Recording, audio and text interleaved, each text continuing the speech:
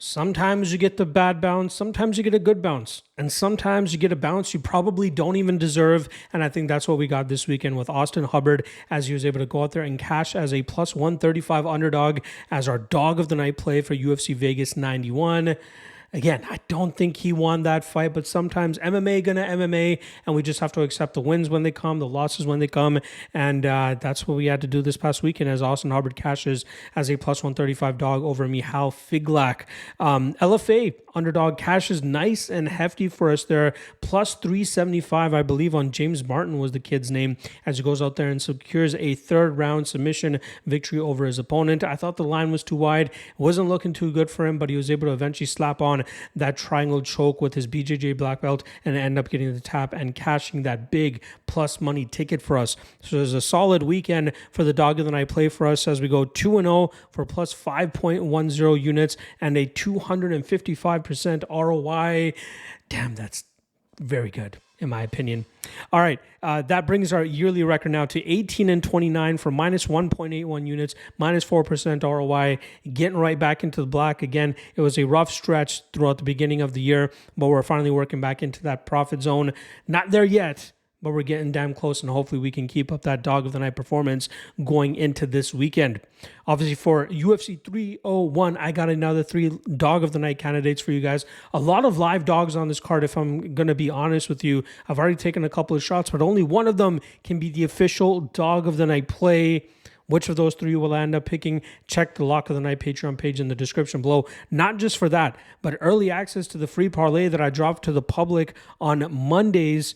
Sorry, it's not free if you're paying for it on Patreon, but I mean, I drop it for free at the end of the week, but it usually means that the line has started to shift as more action starts to come in on some of those spots. People who put the parlay in on Friday normally end up getting a worse line than if they were to have put it in on the Monday, which is when I usually drop it for the Patreon folks. And also, LFA and OKTAGON cards going down this weekend as well. I'll have written breakdowns for those on the Lock of the Night Patreon page. All of that in the description below. All right, let's get into the top 3 dog of the night candidates I have for you guys here. The first of which is going to be Jack Shore coming in at plus 145 as he goes up against Joanderson Brito. Now, Brito is a very tough and dangerous opponent, as we saw even last time around against Jonathan Pierce, as he was getting out grappled for about 6 or 7 minutes until he slapped on that ninja choke and got the tap from Jonathan Pierce.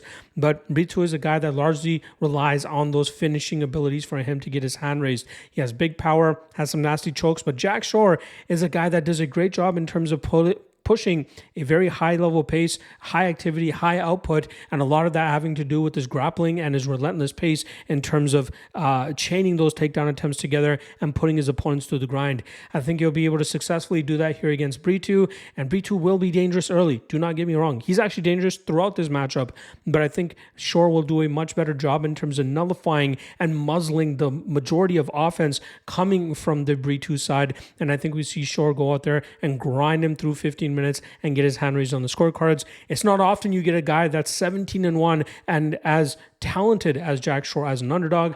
Got to take the shot on him here to pull that off. The second dog of the night candidate is going to come in the co-main event as we have the return of the King of Rio, Jose Aldo, coming in at plus 140 as he goes up against Jonathan Martinez. Now, Martinez has been streaking. I believe he has 6 or 7 straight wins in a row. Been finishing some guys as well. Last time around, leg kicking Adrian Yanez to a TKO in the second round. But Jose Aldo is the godfather of leg kicks pretty much. This guy goes out there and normally batters the legs of his opponents. He retired in 2022 after an unfortunate loss to Merab Dvalishvili, where he got held up against the cage for 15 minutes. Then he pretty much just participated in boxing matches in 2023 where he went 2-0-1. And at 37 years old, for a fighter that has the level of talent that Jose Aldo still has, I could see him being competitive against certain stylistic matchups that the UFC could put together for him. And this is definitely one against Jonathan Martinez I feel he can win. If he showcases the same speed that we've been seeing when he faces fellow strikers, I think Jonathan Martinez is in for a bit of a beating here. I get it. Martinez has finally achieved the potential a lot of people expected from him in the past, but I think it's still going to be a tough test for him to come into enemy territory and go up against a legend like Jose Aldo and come out unscathed. I think we'll see Martinez freeze up in some of these spots, which will allow Aldo to counter him and land some big shots and potentially put him away here. At plus 140, Jose Aldo is absolutely worth a consideration for being the dog of the night. The third and final dog of the night candidate is going to come in the main event as the unsuspecting, the possibly undeserving champion challenger here. Steve Erceg comes in at plus 165 as he looks to dethrone Alexandre Pantoja in his second defense of the flyweight title. Steve Erceg seems to have all the goods, in my opinion. Slick striker, has a BJJ black belt, never settles for a bad position, looks like he'll have the cardio edge in this matchup as well. And if he can survive the early threat of the finish from Pantoja, who was very dangerous in the first 2 rounds, whether it's with a knockout or potentially snatching up the back and taking a neck home with him, I think Erceg can do a great job in terms of providing a high level of activity and output that will cause Pantoja to start to slow down. And we've seen him in some of these fights recently that he's been winning. He's somehow able to latch onto his opponents and just ride out these rounds by sticking on their back and just holding on for dear life almost.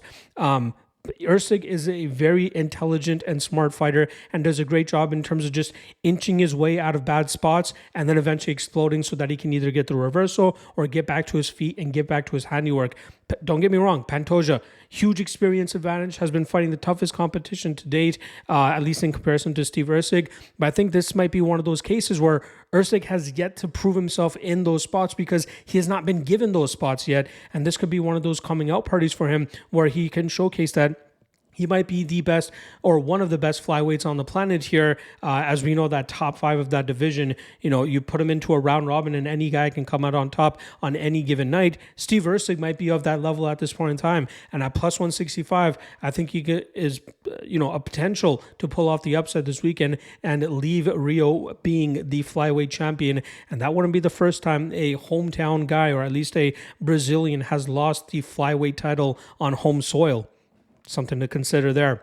All right, there you guys go. Top 3 dog of the night candidates for UFC 301. Reminder, LFA and Octagon going down this weekend. I'll have written breakdowns for those on the Lock of the Night Patreon page. So if you want access to those, check the link in the description below. We'll obviously have Lock of the Nights and Dog of the Nights for those cards. So if you want to find out what those are, again, check out the Patreon page.